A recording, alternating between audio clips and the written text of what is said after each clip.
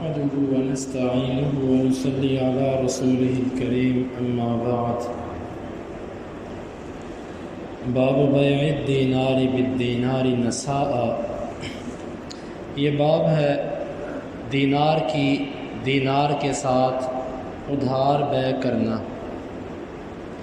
امام بخاری فرماتے ہیں کہ ہمیں بیان کیا علی بن عبداللہ نے، وہ کہتے ہیں ہمیں بیان کیا ضحاک بن مخلد نے، وہ کہتے ہیں ہمیں بیان کیا ابن جریج نے، وہ کہتے ہیں مجھے خبر دی عامر بن دینار نے کہ بے شک ابو صالح الزیات انہوں نے اسے بتلایا کہ انہوں نے ابو سعید خدری رضی اللہ عنہ کو کہتے ہوئے سنا، الدینار بالدینار والدرہم بالدرہم، دینار کی دینار کے ساتھ اور درہم کی درہم کے ساتھ بیع، یعنی کہ اس میں کمی بیشی نہیں ہونی چاہیے۔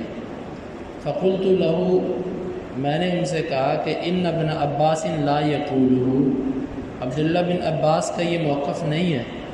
فقال ابو سعید کہتے ہیں سألتہ، ابو سعید کہتے ہیں میں نے اس سے سوال کیا، فقلت، پس میں نے کہا، سمعتہ من النبی صلی اللہ علیہ وسلم او وجدتہ فی کتاب اللہ تعالی، یہ جو تو نے موقف اختیار کیا ہے یہ تو نے اللہ کے نبی سے سن رکھا ہے یا قرآن مجید کے اندر تو نے اس کو پایا ہے؟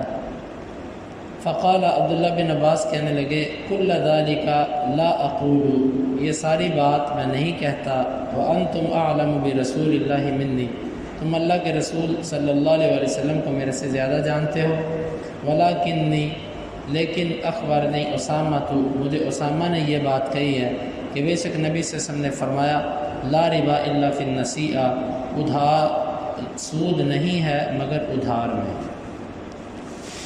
اس باب کے قائم کرنے کا مقصد یہ ہے، مشہور صحابی عبداللہ بن عباس رضی اللہ عنہ، ان کا یہ موقف تھا کہ جب دو جنسوں کا یعنی ایک جنس کا باہم تبادلہ ہو، اس میں صرف ایک شرط ہے کہ وہ نقد ہونا چاہیے۔ وہ کہتے تھے کمی بیشی ہو سکتی ہے۔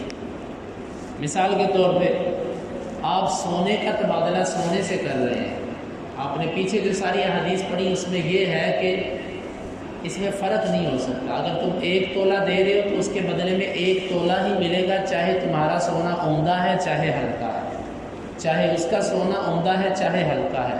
یہ بات میں نے پیچھے تفصیلاً کی ہے کہ کسی کا سونا 24 کیرٹ کا ہے، کسی کا 20 کا ہے، اگر سونے کا سونے سے تبادلہ ہوگا تو برابری پر ہوگا۔ 24 کیرٹ والا یہ نہیں کہہ سکتا کہ میرا سونا عمدہ ہے میں تمہیں کم دوں گا اور تمہارے والا جو ہلکا ہے وہ میں زیادہ لوں گا، یہ نہیں ہو سکتا، برابری ہوگی۔ لیکن عبداللہ بن عباس یہ کہتے تھے کہ نہیں، ایسا ہو سکتا ہے۔ وہ کہتے تھے جب جنس ایک ہو اس کا آپس میں تبادلہ ہو تو کمی بیشی ہو سکتی ہے، یعنی کہ یوں کہہ لیں کہ اچھے 24 کیرٹ سونے والا کم دے گا اور 20 کیرٹ سونے والا زیادہ دے گا۔ عبداللہ بن عباس کا شروع میں موقف یہ تھا۔ جب یہ بات ابو سعید خدری رضی اللہ عنہ تک پہنچی، بلکہ یہ موقف عبداللہ بن عمر کا بھی تھا، تو جب ابو سعید خدری تک یہ بات پہنچی تو ابو سعید خدری رضی اللہ عنہ خود عبداللہ بن عباس سے ملے، ان سے کہنے لگے کہ مجھے پتہ چلا ہے تم کہتے ہو کہ جب ایک جنس کا آپس میں تبادلہ ہو تو اس میں صرف نقد ہونا چاہیے، برابری ضروری نہیں ہے، یہ تم نے کہا ہے؟ جی یہ میں نے کہا ہے۔ تم نے یہ بات کہاں سے لی ہے؟ قرآن سے لی ہے یا حدیث سے لی ہے؟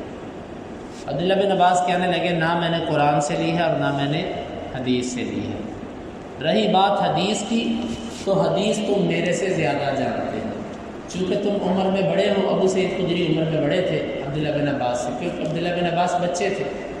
جب ان کی وفات ہوئی ہے تو تقریباً ان کی عمر، نبی صلی اللہ علیہ وسلم کی جب وفات ہوئی تو ان کی عمر 14 سے 15 سال کے قریب تھی، تو کہنے لگے کہ حدیثیں تو تم میرے سے زیادہ جانتے ہو، رہی بات قرآن کی تو قرآن میں بھی ایسا نہیں ہے۔ تو ابو سعید خدری کہنے لگے پھر تم نے یہ موقف کیوں اختیار کیا؟ آگے سے عبداللہ بن عباس کہنے لگے اسامہ کی حدیث کی وجہ سے، کہا کہ اسامہ کی حدیث کیا ہے؟ اسامہ کی حدیث کے اندر آتا ہے اللہ کے نبی نے فرمایا لا ربا الا فی النسیئہ، سود صرف اور صرف ادھار میں ہوتا ہے۔ عبداللہ بن عباس کہنے لگے اس کا مطلب ہے جب نقد دو چیزوں کا تبادلہ ہو اس میں کمی بیشی ہو جائے تو حرج کوئی نہیں ہے، سود صرف ادھار میں ہے۔ جب ایک چیز نقد ہو دونوں ہاتھوں میں اس میں کمی بیشی ہو جائے تو جائز ہے۔ پھر عبداللہ بن عباس رضی اللہ عنہ دوسری روایت کے اندر آتا ہے انہوں نے اپنے موقف سے رجوع کر لیا اور ابو سعید خدری کو دعا دی کہ اللہ آپ پہ رحم فرمائے، آپ نے مجھے ایک بہت اہم چیز یاد دلائی، اور اس کے بعد فتویٰ دینا بند کر دیا اور اللہ سے استغفار کی کہ جو میں اس سے پہلے کہتا ہوتا تھا نا کہ کمی بیشی کے ساتھ جائز ہے بیچنا، پھر اس کے بعد توبہ کر لی اور اپنے موقف سے رجوع کر لیا۔ یہ ہے واقعہ۔ اب اس واقعے سے چند باتیں معلوم ہوئی۔ پہلی بات تو یہ، ایک جنس کی چیز کا جب تبادلہ ہوگا تو دو شرطیں ہیں۔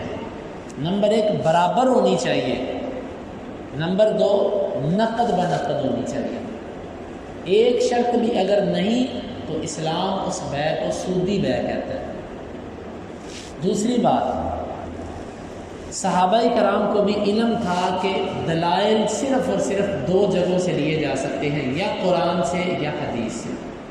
اسی لیے ابو سعید خدری نے عبداللہ بن عباس سے پوچھا تھا کہ یہ مسئلہ تو نے قرآن سے لیا ہے یا حدیث سے لیا ہے؟ تیسری کوئی جگہ نہیں ہے۔ جو لوگ کہتے ہیں نا جی فقہ فلاں امام کی رائے، فلاں بزرگ کا موقف، بزرگوں کی باتیں، علماء کی باتیں دین کا حصہ نہیں بن سکتی۔ البتہ جو اجماع امت ہے اور جو قیاس ہے یہ بھی قرآن اور حدیث سے ثابت ہے، بشرطے کہ وہ صحیح ہو۔ تو لہٰذا اس حدیث میں عبداللہ بن عباس اور ابو سعید کا وہی موقف ہے جو آج اہل حدیث کا ہے۔ اہل حدیث بھی کہتے ہیں کہ اطیع اللہ و اطیع الرسول، اللہ اور اس کے رسول کی اطاعت کرو۔ تیسرا کوئی ایسا مصدر نہیں ہے کہ جس سے احکام کو لیا جا سکے۔ تو یہی بات عبداللہ بن عباس اور ابو سعید کے درمیان طے پائی کہ تو نے قرآن سے لیا یا حدیث سے لیا، یعنی تیسری جگہ کوئی نہیں ہے جہاں سے مسئلوں کو لیا جا سکے۔ اور تیسری بات اس سے یہ معلوم ہوئی کہ دو علماء کا آپس میں ایک دوسرے کے ساتھ اچھے انداز سے گفتگو کرنا۔ ہمارے ہاں یہ سلسلہ چل چکا ہے کہ جو عالم دین ایک موقف اختیار کرتا ہے وہ اس سے رجوع کرنے کے لیے جلدی تیار نہیں ہوتا۔ اس کی وجہ یہ ہے کہ علم کی کمی ہے، یہاں پر موقف کم ہوتے ہیں اور انا کے مسئلے زیادہ ہوتے ہیں کہ جی فلاں مولوی صاحب لوگ کیا کہیں گے کہ میں نے اپنی کہی ہوئی بات واپس دے دی، حالانکہ یہ نہیں ہے۔ دو صحابہ کرام ہیں، دونوں نے آپس میں گفتگو کی، یہ بھی نہیں کہا کہ چل ٹھیک ہے تیرا موقف بھی ٹھیک ہو گیا میرا موقف بھی ٹھیک ہو گیا۔ جب اس وقت دو ٹھیک نہیں ہوئے تو بعد میں چار مذہب حق کیسے ہو گئے؟ شاید آپ نہیں سمجھے۔ جی مالکی بھی ٹھیک، شافعی بھی ٹھیک، حنبلی بھی ٹھیک، حنفی بھی ٹھیک، اور ٹھیک کیسے ہو گئے بھائی؟ ایک کہتا ہے فاتحہ کے بغیر نماز نہیں ہوتی، دوسرا کہتا ہے جو فاتحہ پڑھے اس کے منہ میں آگ کے انگارے۔ دونوں ٹھیک کیسے ہو گئے؟ ایک کہتا ہے رات ہے، ایک کہتا ہے دن ہے، آپ کہتے ہیں دونوں ٹھیک ہیں، یہ تو کوئی فیصلہ نہ ہوا۔ تو چاروں مذاہب کے اندر حلال و حرام کا اختلاف ہے، جائز ناجائز کا اختلاف ہے۔ ایک ایک چیز کو فرض کہتا ہے، دوسرا اسی چیز کو حرام کہہ رہا ہے۔ یہ چاروں مذہب برحق کیسے ہو گئے؟ یہ مولوی نے جان چھڑانے کے لیے موقف بنایا اور یہ چاروں برحق ہے، کیونکہ عوام کو سمجھانا مشکل ہے، اس سے کہا تو چاروں برحق ہے۔ اگر چاروں برحق ہیں تو تم رفع الیدین کا مذاق کیوں اڑاتے؟ تم امام کے پیچھے سورہ فاتحہ کیوں نہیں پڑھتے اگر چاروں برحق ہیں؟ تم بھی اونچی آمین کہو، امام شافعی ساری چیزوں کے قائل تھے، پاؤں سے پاؤں تم بھی ملاؤ اگر چاروں برحق ہیں۔ یہ باتیں ہیں صرف جان چھڑانے کی۔ تو موقف حق ہمیشہ ایک ہوتا ہے، حق کی مختلف شکلیں نہیں ہوتی۔ عبداللہ بن عباس اور ابو سعید خدری کا اختلاف ہوا، کسی نے یہ نہیں کہا چل جو تجھے مانے وہ عباسی ہو گیا، جو مجھے مانے وہ خدری ہو گیا، نہیں، بلکہ دونوں نے گفتگو کی اور ایک موقف پہ دونوں جمع ہو گئے۔ یہ ہے علماء کا طریقہ۔ اور ایک بات یہاں سے یہ معلوم ہوئی کہ بڑے علماء کا چھوٹے علماء سے گفتگو کرنا، عام طور پر ہمارے ہاں یہ بھی صورت پائی جاتی ہے کسی بڑے عالم کو کسی چھوٹے عالم کے بارے میں بتا دو تو وہ آگے سے یہ بعض دفعہ کہہ دیتا وہ تو جاہل ہے، اس کو کس بات کا پتہ ہے۔ ابو سعید خدری بڑے تھے، عبداللہ بن عباس چھوٹے تھے۔ ابو سعید خدری کے پاس عبداللہ بن عباس کا ایسا فتویٰ گیا جو غلط تھا۔ ابو سعید خدری نے یہ نہیں کہا کہ عبداللہ بن عباس جاہل ہے، اس کو تو پتہ ہی کسی چیز کا نہیں، اس کو آتا جاتا کچھ نہیں، ایسی کوئی بات نہیں، ذاتیات پر اعتراض نہیں کیا، بلکہ ان سے ملے، خود جا کر ملے اور ان سے پوچھا۔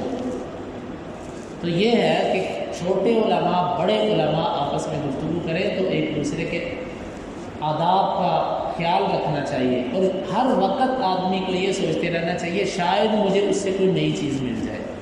اس طرح کہ عبداللہ بن عباس چھوٹے ہیں لیکن ابو سعید خدری نے آ کر ان سے پوچھا تو نے کوئی حدیث سنی ہے یا آیت ہے تیرے پاس کوئی؟ یہ نہیں کہا کہ یہ مسئلہ تو ہے ہی کوئی نہیں، تو نے کہاں سے نکال لیا، بلکہ پہلے ان سے پوچھا کہ بھائی تو نے کوئی حدیث پڑھی ہے یا آیت پڑھی ہے؟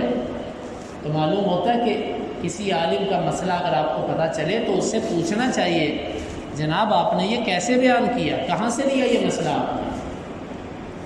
اور یہاں سے یہ بھی معلوم ہوا کہ چھوٹوں کو تواضع اختیار کرنی چاہیے، بڑوں کے علم کا اعتراف کرنا چاہیے۔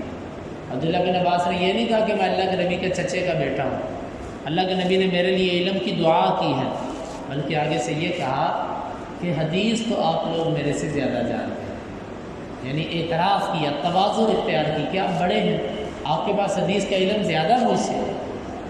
یہ تھی صحابہ کرام کی تواضع، اور پھر جب موقف کا پتہ چلا تو فوراً اپنے موقف سے رجوع بھی کر لیا۔ تو یہ ساری باتیں بھی اس حدیث سے معلوم ہوئیں۔ اللہ رب العالمین سے دعا ہے کہ اللہ تعالیٰ، اچھا اس حدیث کا صحیح مفہوم کیا ہے؟ اسامہ والی حدیث کا سود نہیں ہے مگر صرف اور صرف ادھار میں۔ اس کا معنی یہ ہے کہ جب جنسیں مختلف ہوں، آپ سونے کی بیع چاندی سے کر رہے ہیں، اب کمی بیشی ہو سکتی ہے کیونکہ جنس ایک نہیں ہے، لیکن نقد ہونا چاہیے۔ اگر یہاں پر ادھار آ گیا تو پھر سود بن گیا۔ یہ ہے اس حدیث کا معنی کہ لا ربا الا فی النسیئہ، کہ یہ حدیث اس وقت ہے جب جنسیں مختلف ہیں، تو اس صورت میں صرف ایک شرط ہوتی ہے کہ نقد ہو، کمی بیشی جائز ہوتی ہے اس میں۔ البتہ جب جنس ایک ہو پھر وہ ابو سعید خدری والی حدیث ہے کہ اس میں برابری بھی ہونی چاہیے اور اس میں نقد بنقد بھی ہونا چاہیے، دو شرطیں ہیں۔ اللہ رب العالمین سے دعا ہے کہ وہ ہمیں کتاب و سنت کو سمجھنے کی اور اس پر عمل کی توفیق عطا فرمائے۔ اللہم انفعنا بما علمتنا وعلمنا ما ينفعنا وزدنا علما وآخر دعوانا ان الحمد للہ رب العالمین۔ حدیث نمبر 2178 اور 79۔